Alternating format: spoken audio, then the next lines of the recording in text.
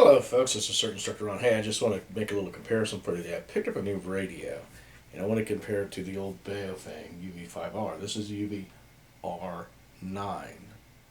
Anyways, it's an 8-watt radio and they've made some upgrades to it and it's supposed to be waterproof. Now, they're saying that it could be a meter underwater, be held down there for about 30 minutes before I guess they have any problems with it. And I don't know if that's true or not. I look at the radio, it feels a little more sturdy than the UV5R. So, with that said, I'm going to show you some of the differences between the two. Okay, the biggest difference between the two now, they'll take the same accessories. So if you've got external antennas that you're using with a UV5R, you can go ahead and use it on this radio as well. The biggest difference that I see, or one of the biggest differences, is the way that it programs is a little bit different. I don't see it is easily programmable, perhaps in some cases it would be with this radio, but I think they did that for a reason. Sometimes maybe to keep you from, pressing wrong buttons and changing frequencies and things. So I think that's probably why they did that, because on the UV5R, all you gotta do is start pushing buttons, and next thing you know, you can be off channel. This one's a little more difficult to program. I definitely recommend a programming cable, just like I would on that one. But some of the neat features, something that they've changed, is the belt clip is different. It's not attached to the radio like it is on the UV5R, so it's probably not going to break off quite as easily. However, with that said, I'm not sure it's secure as well as it could be. It doesn't lock in place. It will rotate freely, so some of the difference. Now, the one thing that I really like about this radio is a lot like the Motorola's that I've used in the past that are heavy duty.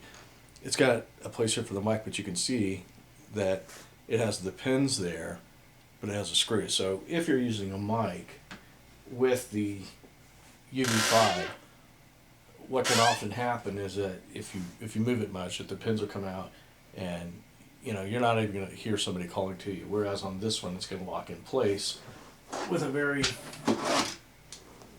much better system, we'll say. So you can actually see here the pins and things that lock it in place, and it's got a screw there. The only thing I wish they would do a little differently is make sure that they got some sort of a retainer there for that screw, because it's easy to fall out. So if you're going to use this in the field and take it off and on, I definitely recommend that you have another screw or something handy. Now, one comes on the radio. They have a block there that supposedly seals it up. I don't know if it's truly waterproof or not, but there's a screw there. And if you order a kit, like I did with the microphone, you can either buy a microphone that'll have this type of a plug on it, or you can buy an extension, and that's what this is, that will plug into the radio that way, and you can use your old 2-plug system on the Baofeng that you were using. So with all that said, I don't know how well it works. I mean, I know it transmits. I haven't got to use it much in the field. Anytime you improve something, generally it's good, but then it may create a problem somewhere else. So that's kind of my initial feedback on this radio. I know transmit, it works, sounds good, just have not tried it under harsh conditions. So that's kind of my review of the radio. I would probably take it any day of the UV5R, simply because it has 3 settings for the power mode, plus you're not going to have a problem from what I see if this holds up as it should in the field. So it's going to lock better in place, you're going to be able to transmit, you're going to be able to receive, and you're not going to have your mic come unplugged and people trying to contact you have no idea that they're trying to contact you. So definitely feel like this is at least an improvement on that model. So that's kind of my first thoughts on the radio. I don't know if you've got any, if you're familiar with this radio in any way or had any experience with it. I'd like to see your comments. So again, please like and subscribe, and hope to hear back from you soon.